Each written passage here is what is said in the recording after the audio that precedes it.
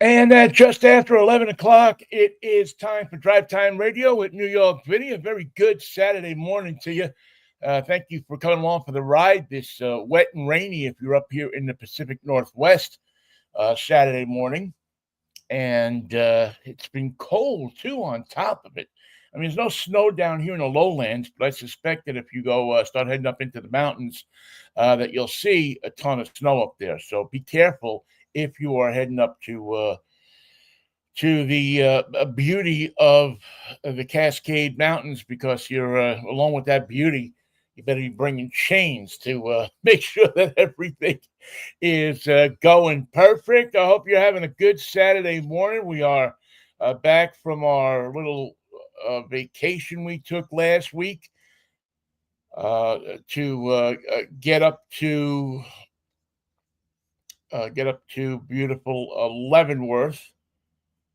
And we wanted to go up there and see all that was going on up in Leavenworth, and glad we did, because it was a lot of fun to go up there and just get up and see the lights and have a couple of pops. Excuse me, pops, and hope if you get a chance, you go up there and you have some fun trying to um, you know trying to have some fun doing doing exactly what you do up in Leavenworth.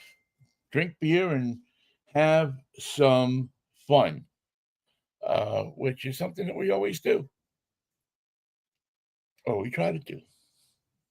Anyway, so we're back, and we were working on a bunch of stories for you this week. I don't know why we can't seem to be getting on to Instagram this morning, but we'll work on that as we continue to go along. Let's see, what do we got for you this morning? Well, actually have a pretty good show. We're gonna have a Yo Vinny, what are you driving this week? Although, losing the Volkswagen Buzz, uh, losing that thing was heartbreaking. I mean, that was the ID Buzz was just the coolest car I've driven all year. I mean, I can't think of anything that I drove that was, for what it was, a cooler car. Now, unbelievably, the same company, I drove the Audi um, All Road, and that was pretty cool in its own right. Not an attention grabber like the ID Buzz, though. And if you're a look at me kind of guy, like I can be sometimes, you like grabbing that attention. You like having that, that kind of, hey, here we are, here we are. But that was a great vehicle. We did take that up to Leavenworth and had a lot of fun with it up there. A lot of people. I mean, I think I got my ugly mug in people's cameras because everybody was taking pictures of the car everywhere I went. People would take pictures of the car. Went to Shoreline Cars and Coffee last Saturday morning, and people were crawling all over the thing to enjoy it, to have fun with it. And to me, that's part of the whole thing. We're going to talk to Andy and Mercedes Lilienthal in just a couple of minutes, and um, we'll talk to them about it because Mercedes got a chance to drive it too. Mercedes driving a Volkswagen, I think that's a pretty interesting thing. But she got a chance to drive it too, so we'll talk about the driving dynamics of it. We'll also talk about the feeling of driving that thing, because for now, and it's not going to last forever, because there's eventually going to be a ton of them out on the road. They're already talking about expanding production of the ID Buzz, but this just for the time being, for the next year or so, it's going to be a curiosity car. And I think, as I said a couple of weeks ago, that's a car that's going to draw people into Volkswagen showrooms. People are going to want to go in to see that car. People are going to want to go in to look at it, to have their kids look at it, to crawl all over it. And those people, out of every few hundred that go in, or maybe 1,000 that go in, somebody's going to buy that thing because it is, in my opinion, a very practical vehicle. for so many reasons. And as I said, Andy and Mercedes will join us in a little bit, and we will talk about that. Big news from the automotive world this week in the guise of Consumer Reports and who makes the most reliable new cars. Now, for years and years and years, Consumer Reports has been putting out this survey of which cars are the most reliable. Now, see, we get to test them. We get them a week, and we drive them around. We tell you what we like about them. We tell you what we don't like about them. But we don't have the means to keep a car, at least a smaller outfit like I have, doesn't have the means to keep a car for, a year or something like that and kind of go through it. So the reliability of the car is either left to places like Consumer Reports. They can go out and buy these cars and keep them for a year and try to understand more about them, or have the staff to do the methodology. But I find Consumer Reports is really one of the most reliable when it comes to reliability, the predicted liability of vehicles. And so for years and years, many years, Toyota has been at the top of that list.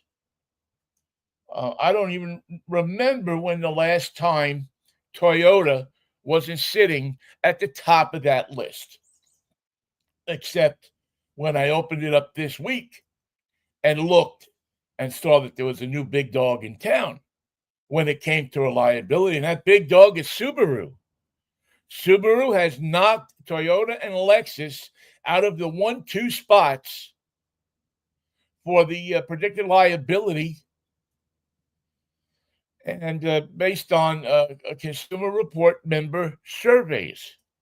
And the models that they tested were Forester, Impreza, Crosstrek, Legacy, Outback, Ascent, and Solterra.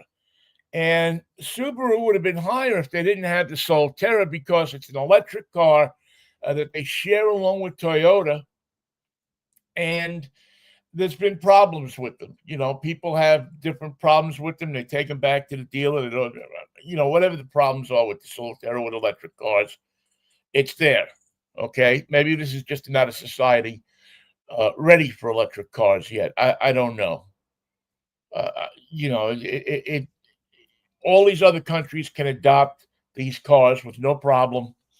Here in the United States, we have trouble adopting these cars. But again, these countries are way ahead of us in terms of putting infrastructure up so that they can accommodate those cars. And that's just a plain fact. So Subaru comes in at number 1. Lexus is number 2. Toyota, number 3. They've fallen to number 3. And there have been, the engine problems that they've been having with their pickup trucks. It's certainly got to figure into that. I mean, how many Tundras were recalled? Was it Tacoma?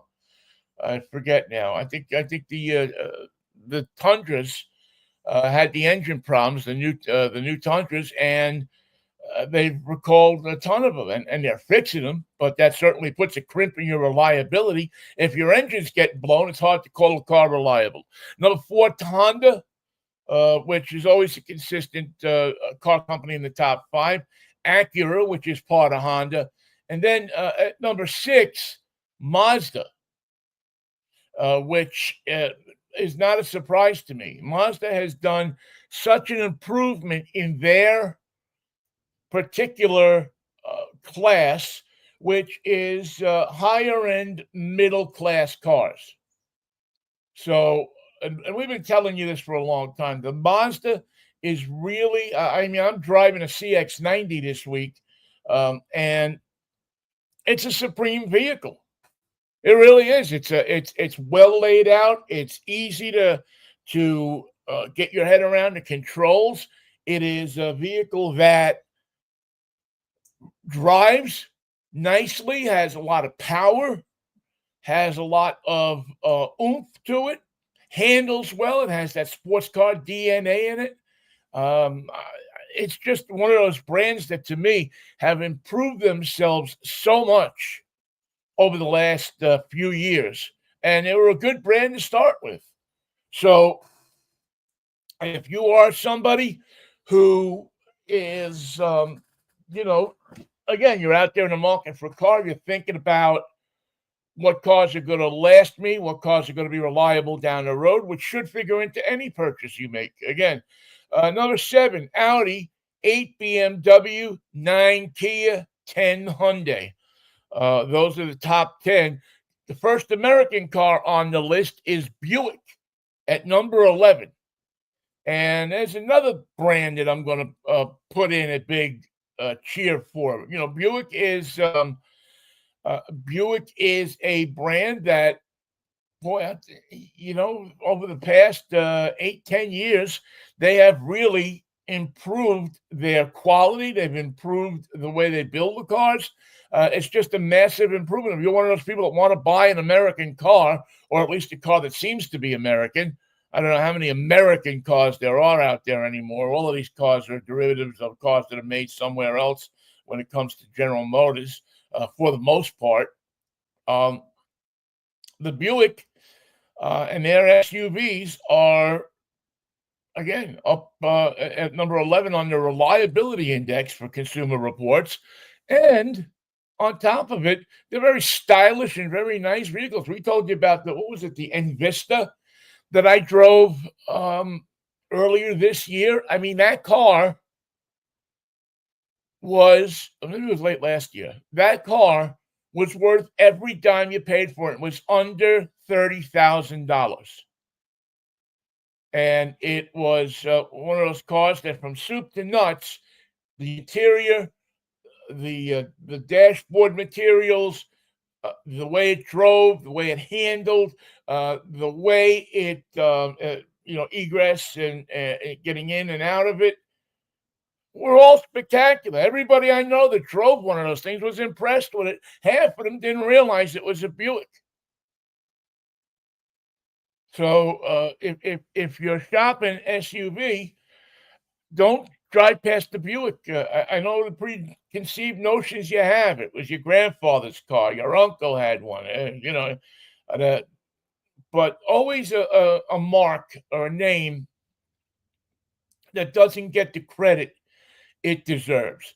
Under that, and this one surprised me a little bit, Nissan at number 12, Ford at 13, Genesis at 14, Volvo at 15, Chevy comes in at 16, Tesla at 17, Volkswagen at 18, Jeep at 19, and GMC at 20.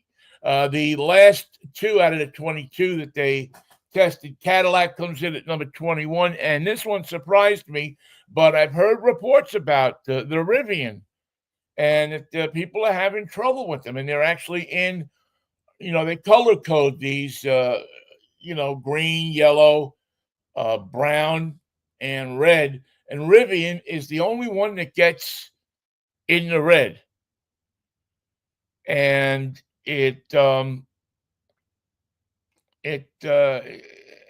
not a surprise, unfortunately.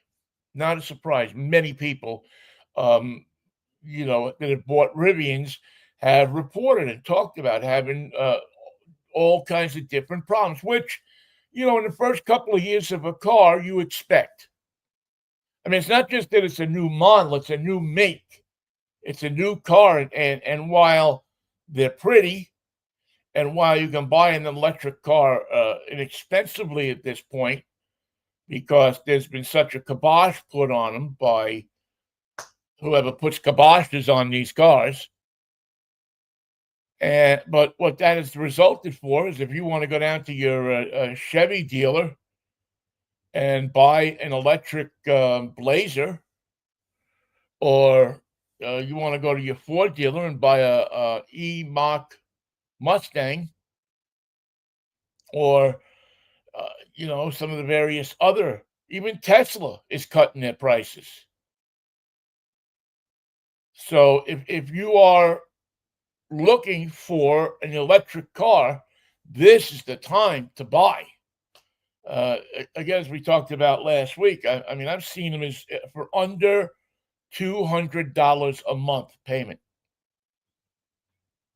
Under $200 a month. And if you buy a Ford, they'll install a charger for you at your house, no cost. So, and that is, my friends, the best way to have one of these cars is if you have the charger at your house, or you can charge it up overnight at your house and then go out and use it.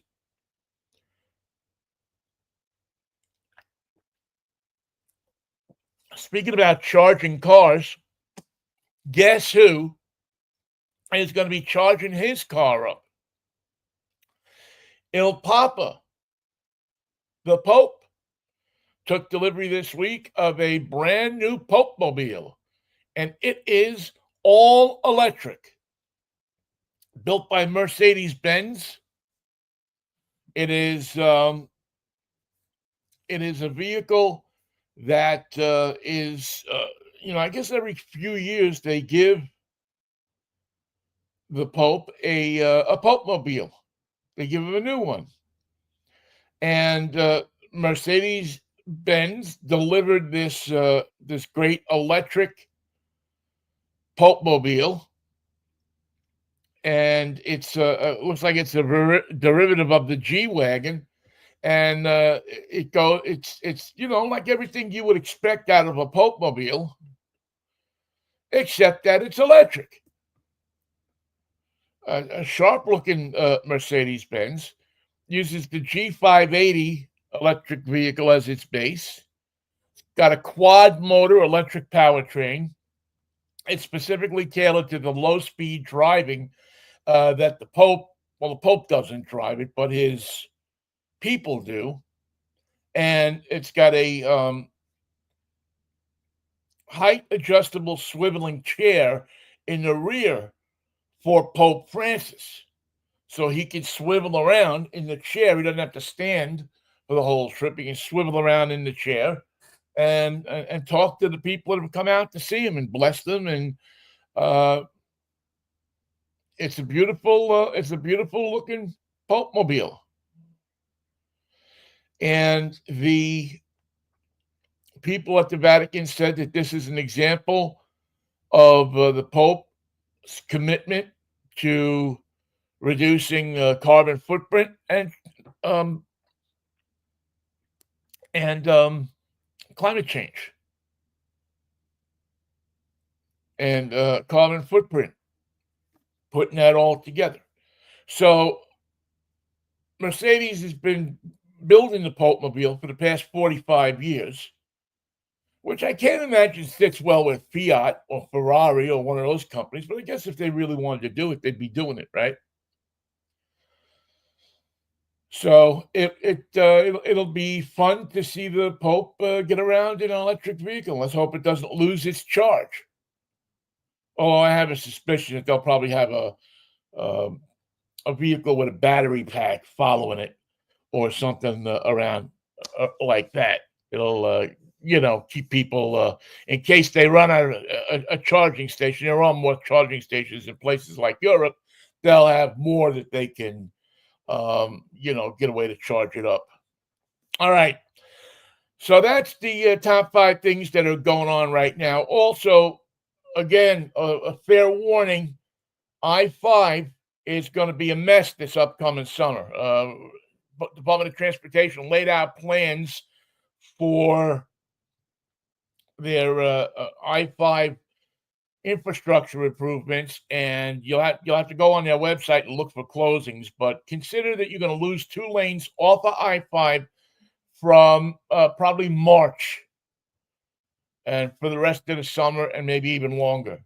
So if you are going to go to the ballpark, if you're going to go to the different events downtown, you better be thinking about alternate transportation, because I got a funny feeling that traffic is going to be backed up to like Snohomish County with I-5 being blocked like that. Luckily, they have the streetcar the light rail that they've just put in, and it's working fine, and people are happy, and they got lots of parking for it, so you can park your car and take that into town if you so desire.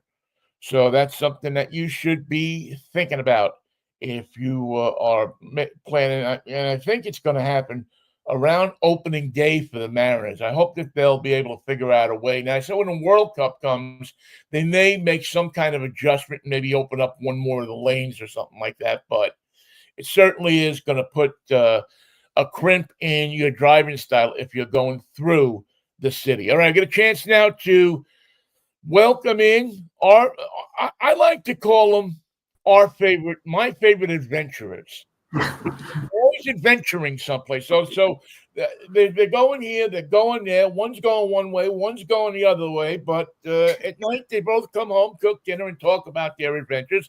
And they're going to share some of that with us on the show this morning. Andy and Mercedes Lillienthal are going to join us right there. You see them. Hi, guys. How are you? Morning. Yeah, good. Good morning. Good morning. Good morning. Good morning. Ain't it a beautiful morning out there? A little wet, but hey, we're all in the Pacific Northwest here, right? What adventures? What are you worried about the rain for, right? Right. I got my Gore-Tex in the closet. We're good to go. Yeah, you're good. You're happening. So you over the summer and since we last talked to you, really, you guys have been bobbing all over the place. I mean, you've been up to the Arctic Circle, riding around in I forgot what you took part in the I'm forgetting the name of the race this year, didn't you, Mercedes? The race out in the Southwest. Not the Rebel Rally. Not this year. No, we had a couple of big rallies going on. My mind, the years are starting to run together. And you had a chance to drive the ID Buzz. Let's start out by talking about going up to the Arctic Circle, taking that trip from here all the way up there. It's been a dream of so many people that are here in the Northwest, but yet it takes a certain amount of adventurism, a certain amount of nerve to jump on that Alaska highway, or however you go up. There's a couple of different ways you can go. What possessed you guys to want to do this? So this was actually the third time we've done this, that we're repeat offenders on this. So the event is called the Alcan 5000. It starts in Kirkland and then runs all the way up through British Columbia, Yukon Territories. The route changes every year, Northwest Territories and Alaska. And so it's about 5,000 miles over 10 days. We were in an Ineos Grenadier for that. We actually won our class, the 2S class, which is the sport utility vehicle and truck class. And it was incredible. It's quite the wintertime event. Well, it also happens in the summer. Yeah, because they do two of them a year, right? Right. Well, not every year. It's like the Olympics, where it's every other year. But this coming 2025 season, they're kind of resetting. Otherwise, it's too long of a span in between the every other year. So they're actually doing. So they did 2024 winter, which we partner with Ineos, and now they're doing a 2025 summer, then a 2026 summer. So they're actually throwing in an extra. And so then it kind of resets. It'll be 2028 winter, not to be specific. And which one do you prefer? Have you done both winter and summer?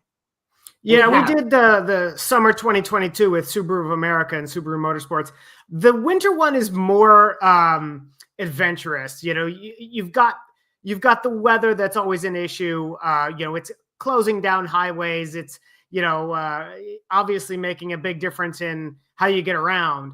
And plus, which, to be honest, the areas up there in the wintertime are just, it's incredible. It's almost like an alien landscape. It's so cold. And we saw -37 below zero this year.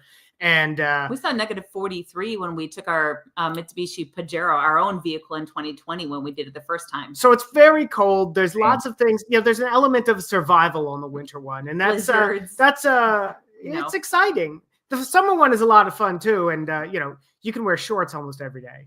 Well, I mean, but then you have billions of mosquitoes and you have tons of gravel. And believe it or not, the summer Alcan 5000 rally has worse roads in some estimations because the gravel and the dirt, you don't have that covered up with a nice grooved ice and snow road, so to speak. So, you can get a lot of slashed tires. There are people that have lost multiple tires. We always have at least one or two spares plus a tire patch kit, and it can be pretty rough on vehicles. Yeah, I would imagine. Now, are the routes for these two different? Do they go a different way for the summer and a different way for the winter? Yeah, they change quite a bit. So it all depends what the organizers, Jerry Hine, his wife Colleen, what they decide to do. So in 2020 was the furthest north we've ever went, which is Tuktoyaktuk in the Arctic Ocean, which is the winter. So that was pretty crazy. We did 146 miles of ice roads that year. Wow. The winter this year, we didn't go that far north, but we went further east. So it all depends. So the course changes. So, but basically, you're preparing for the same kind of weather. Whether whatever the course is, it's winter, it's going to be that. It's summer, it's going to be Right. that. Yes, exactly. But if you were a first timer, like if you said, okay, I'm listening to this broadcast and this sounds kind of cool, and I think next year I want to do this, would you do a winter one or a summer one to start? It kind of depends. We did a winter one to start. It just depends on, if you're okay with the snow and the cold, or if you'd prefer, longer days and sunshine and not having to worry about wearing 15 layers of clothing. So, but if you're going to do the winter one, just make sure you're prepared with all the extra clothes, all the extra food. There are regulations about carrying the right amount of fuel and that kind of stuff. But the winter one is incredible. The summer one is a lot of fun as well. And the winter one's harder to get into because that's the one that I think everybody wants to get into. It's the one that's the tougher one. And like Andy said, it's the element of survival for that one for sure. What kind of tires do you use? I mean, obviously you're not using your regular studded snow tire that would use out here, on the streets of Seattle or Portland. So is there a special tire that you use on these particular runs to get you more grip, more bite in the winter? Yeah, actually, they require you run at least a tire with a 3-peak mountain snowflake rating.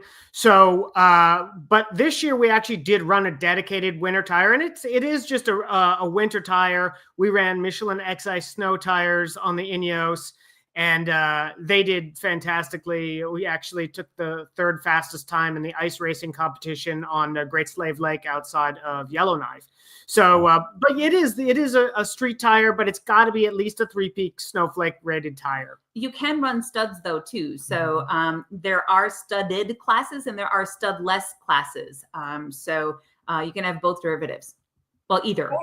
What was the most fun you had doing this? Was there a moment or a certain place that you wanted to see, or some moment that while you're doing this, you're saying, "Wow, man, this makes all of this driving and all of this staying in cold hotels and everything worth it"? I can say what my moment is. It was this year when we thought it was a very, very close rally. And it's not a race technically. All of these are on public roads at or below public speed limits. And it's not a race of who's the fastest to go. Let me just back up very quickly. So it's a rally, it's a precision-based accuracy rally. But we were at the very last neck and neck with our buddy team and also the 2nd place seat of pants competitors. And we were within 10 points or 10 seconds off over 5,000 miles. And we weren't sure if we were winning our class of 17 competitors out of 36 total teams.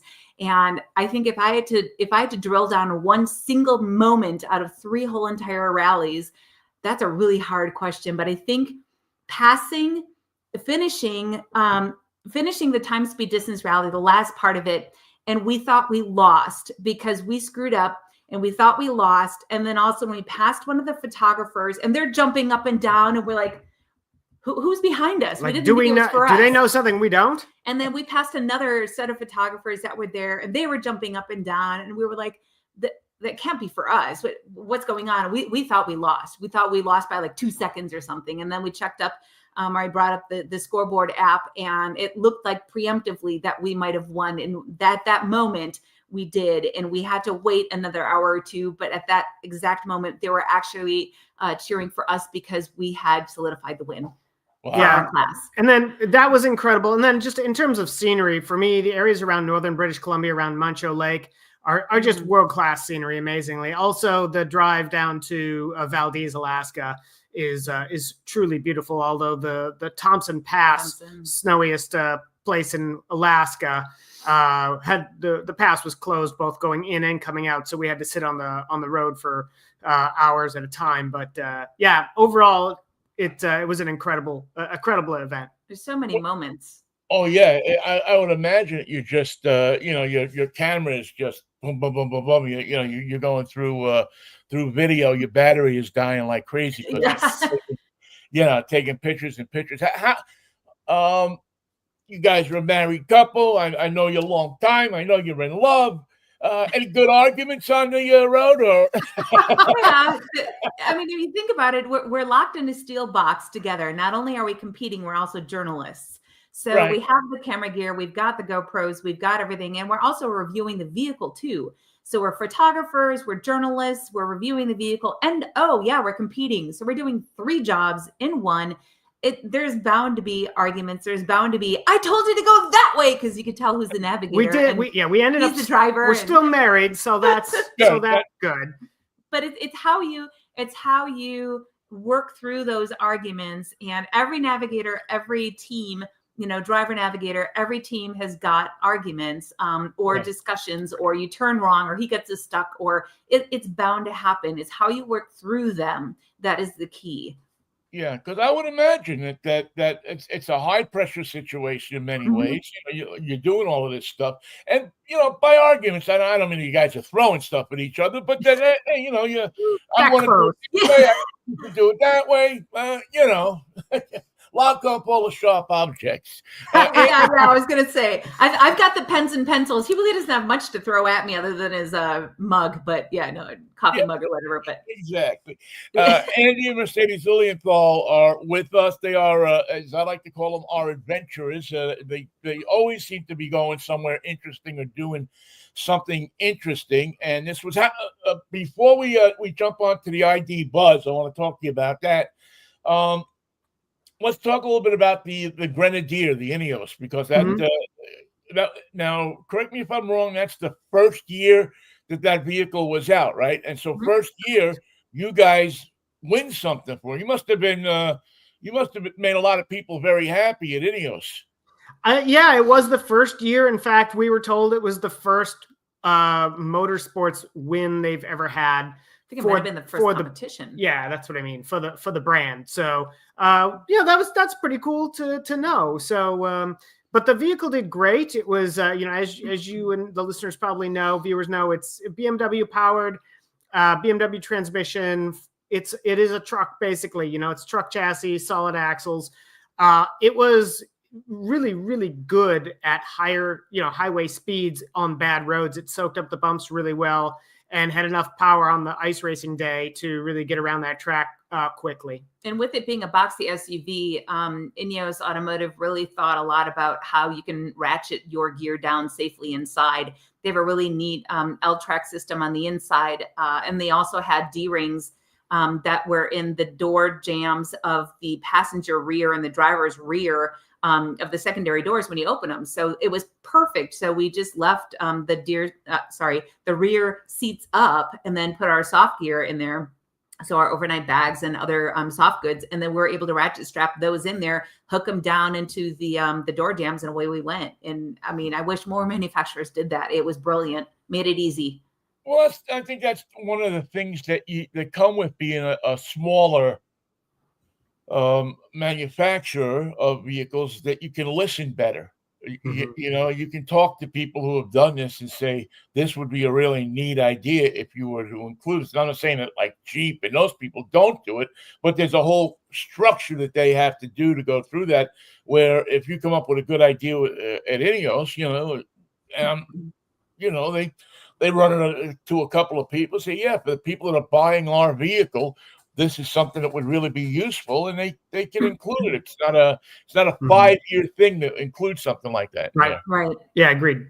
Yeah, which is I would think for people that are buying them. I haven't seen too many out on the street, but I know that they're opening up a dealership here in Seattle, and I believe they're actually giving test rides like next week. So look at your newspapers and internet to get in on that and go take a look at that thing. I've seen it, up outside. I haven't been in one yet, but it just looks like a strong vehicle. It just looks like a car that's or a truck that's going to take on what you want to do to it. And Lord knows you need some of those around.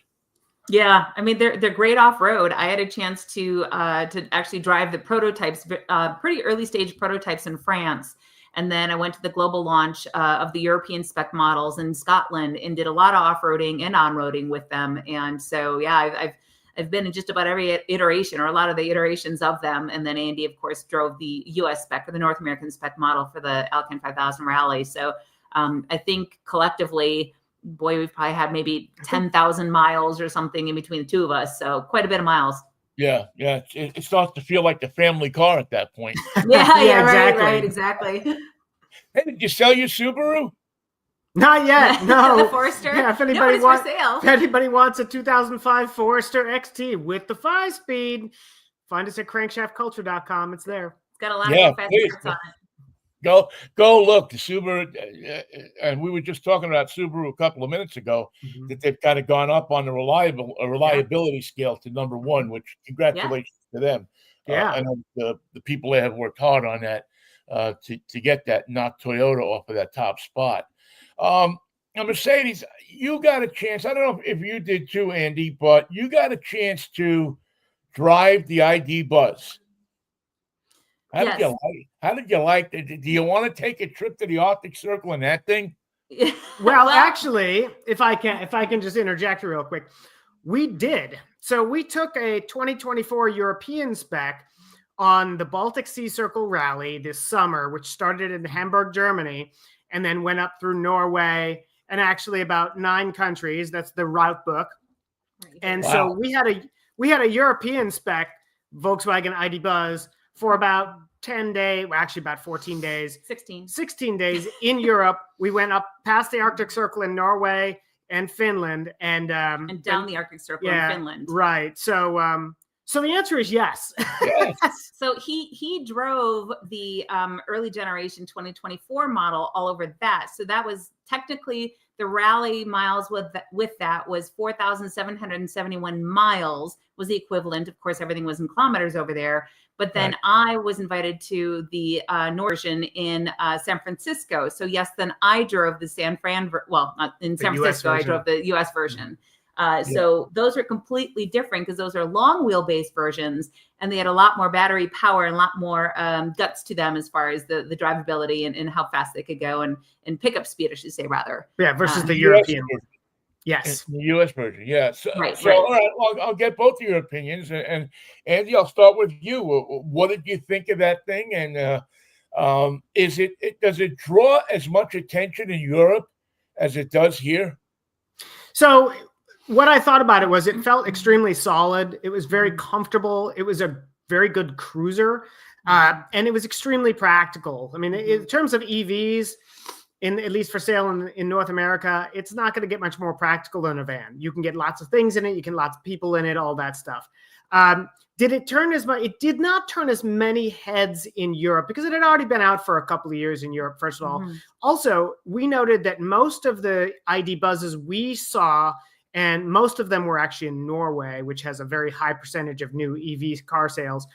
Most of those vehicles were actually commercial vehicles. They were your plumbers and electricians and cargo and all that stuff. It wasn't families of 5 or 7 buying these vehicles to tool around Europe.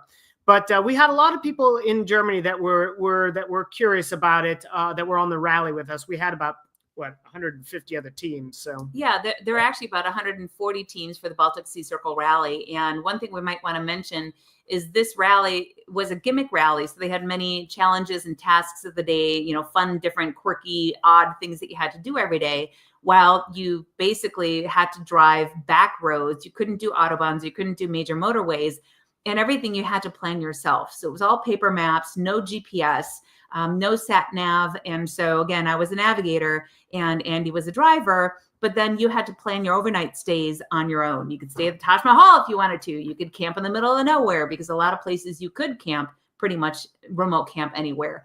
So there's a company called Kuckuck that's a German-made company that had an interior camping setup that we might want to mention that basically made the ID Buzz a really great camper van, which is what we used throughout the whole rally. Wow.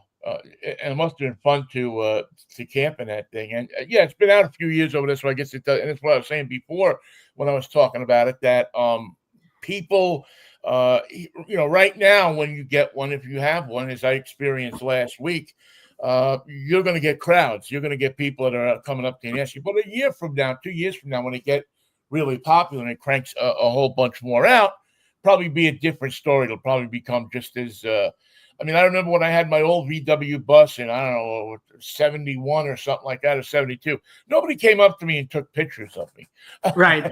It was like just a normal thing of life. The only time they took pictures, if you couldn't get up the hill, they would take a picture of the hill. Right. It had like 45 horsepower to them. Yeah. How do you think that, Mercedes, how do you think that it's going to do in America? There's such a cult following. I think it'll be interesting to see how it does. I think that there's going to be a lot of people that will really love it. I think it'll be different than what it is overseas. I think some people really just didn't care for it or thought, oh, no, it should be this way or it shouldn't be electric or this or that. Or they had a differing opinion than I think what we are going to expect here in the United States. Right. I think that there are going to be some people that are going to glom right onto it and are going to love it and it's going to be kind of like the new Beetle when it came out. They're just going to absolutely parade around with it. And it's going to be the next thing with sliced bread. Right. Volkswagen is running out of old classics to kind of rebuild and turn into new classics. So what do they do after this? The 411? Yeah, exactly. Right. Like, what are we going to bring back next? But I keep hearing rumblings, internet rumors that they're going to do another new Beetle, but I don't know if that's really going to happen or not. Yeah, it'd be interesting to see if that ran its course with the two generations of that. See, the thing about the Buzz and also the new Beetle too is it was an extremely good car, on its own. Forget the nostalgia thing for a second. Right. And in minivans, and this is why I think the Buzz may really be onto something and may be a trendsetter in the automotive business, is that if you want to make a minivan, I think these days, and they are minivans, you got to make them fun. You got to give people something more than just, a slab-sided box.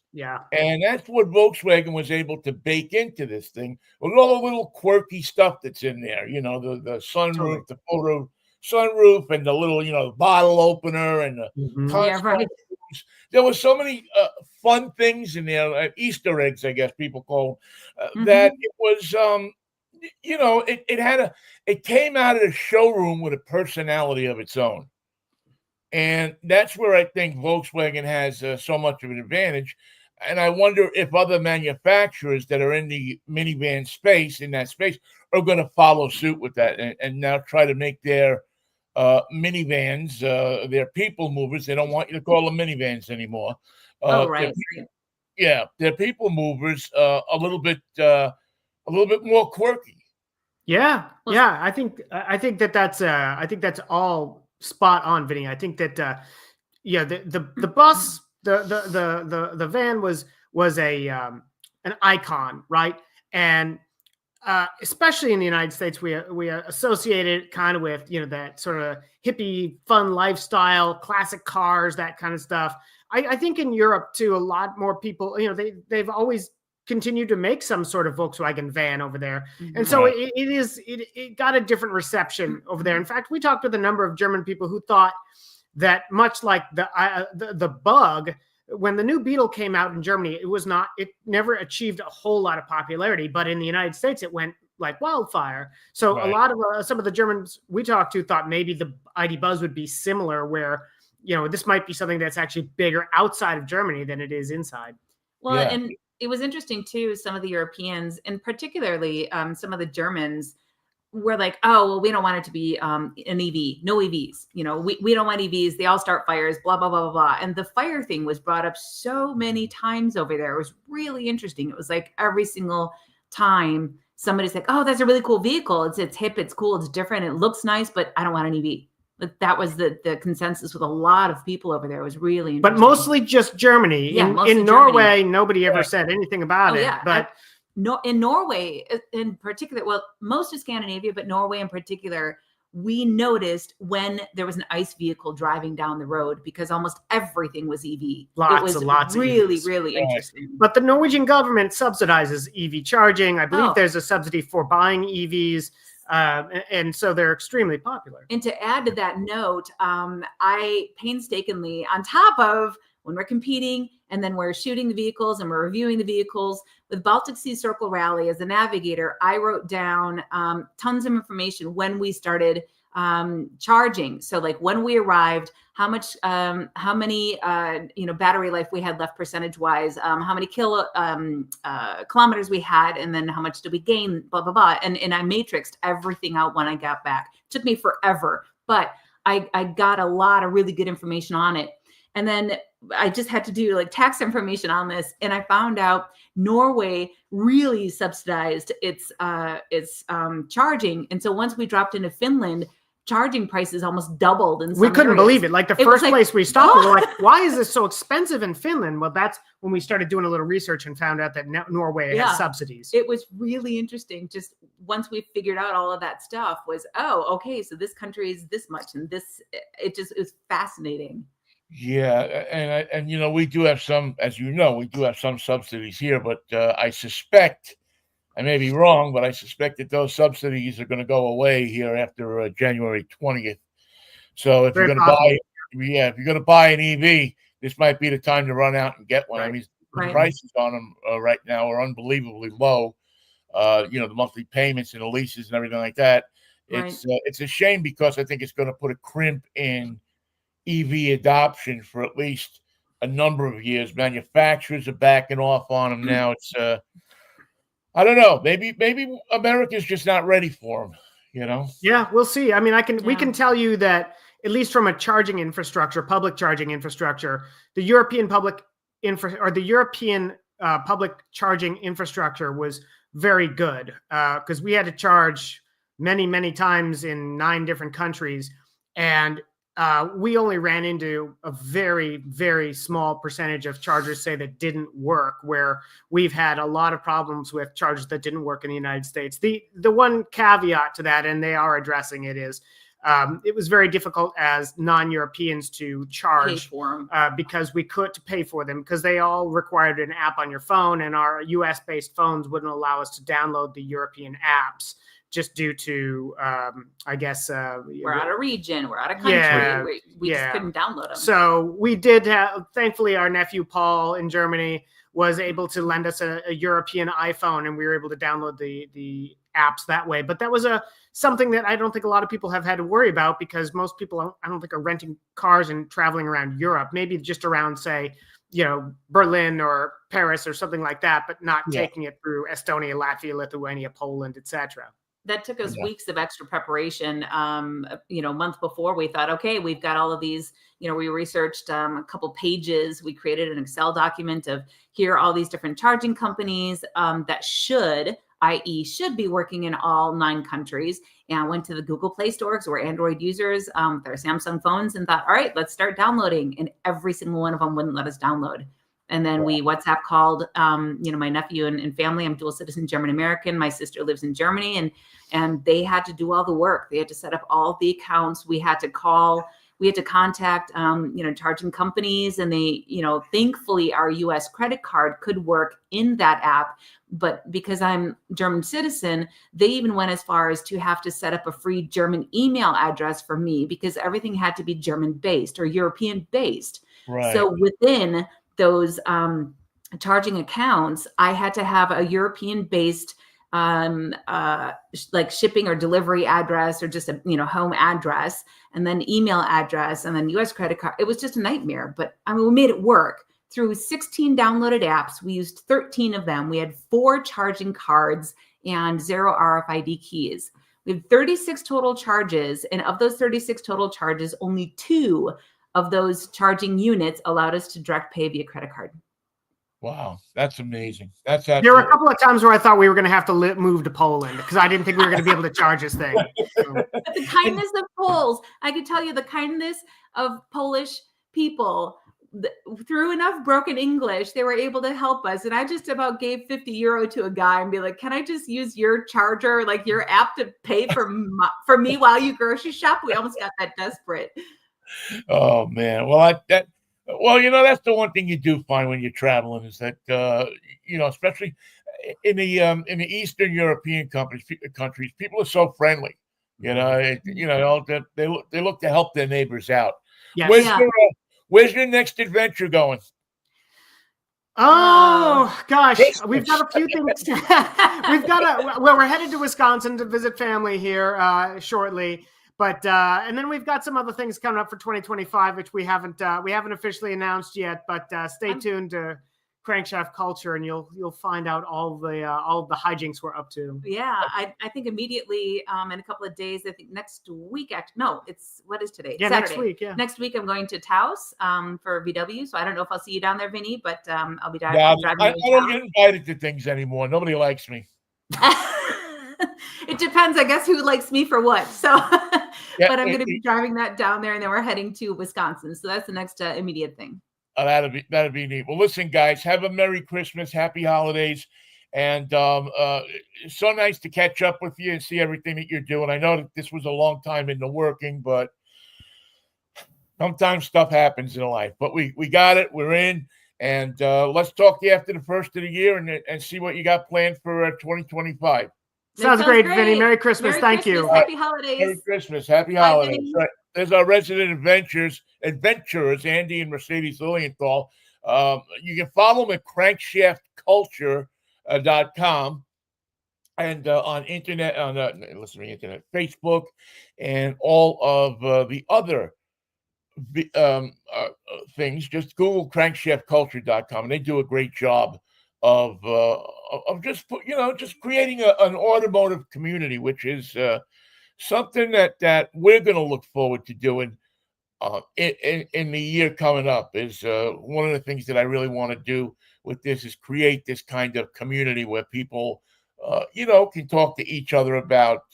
We talked a little bit about it with the Avance people at the Seattle Auto Show, and maybe we'll do some. We got some stuff in the works to create a little bit more of a community, a Drivetime radio community. All right, before we lock things up for the week, and again, thank you to Andy and Mercedes for joining us. I did let you know what we were driving this week. It's the Mazda CX-90, and that is a good one. Don't forget that you can also catch up with us on Drivetime Radio. I mean, on with Mikey and Vinnie during the week, every morning at 10:10, except for Tuesday and Thursday. But Monday, Wednesday, Friday, 10:10, Michael and I go through a plethora of topics. We do a lot of sports, but we also do a lot of lifestyle and just talking about things that we hope matter to people and how we can survive life in 2024. So if you get a chance, please listen to that. I would be remiss if I didn't take one moment to just acknowledge the day. It is December 7th, and Pearl Harbor Remembrance Day. And we all know, we all should know what happened on December 7th, 1941, a day that will live in infamy. And we should never, ever, ever forget the sacrifice that those people made. And, it's a different world today, but maybe it's not such a different world. And it's just something that you just should always keep in mind that this group of people sacrificed their lives so we can enjoy things like liberty and freedom and the right to say what we want to say in a free society. It's not something that was just handed to us. It was something that everybody had to fight for, from the Revolutionary War right on through World War II, and even wars after that. So keep today some of those souls in mind that lost their life that day. And remember that when you look at the flag belongs to everybody. It didn't ask whose blood it should be shed for it. The blood was shedded by whoever was there defending it. And it's something I always think about. And I know I get like a softie on these kinds of things, but it is something that I take seriously, and I think many of you out there take seriously. And if you don't, you need to think about it, because it really is why we sit here, why we talk, and why we survive. All right, that's my lecture, okay? I gave you my lecture for the day. All right, thank you so much for listening. We will catch up with you again next week. If everything works out, we're going to have information on the holiday train as it works its way across Canada to the Vancouver area. And it's one of those things that you should see one time in your life. If you get a chance to drive up to Canada to see it, it is something that you should see at least one time in your life. Is to see the CKPC, I think it is, holiday train that travels across Canada, and will end up its journey later this December up in south of Vancouver. So we'll have information on that for you next week. We'll also have our Drive Time Radio. Yo, Vinnie, what are you driving this week? Any breaking news, we'll give it to you on our Drive Time Radio Facebook page. And you can find us on all the social media outlets. We are there, and we are broadcasting. Okay? All right. Have a good week. I will catch up with you Monday morning with Michael at 10:10, if the Lord's willing and the creek don't rise. Have a good one, and keep driving around, man. Lots to see out there. Take care.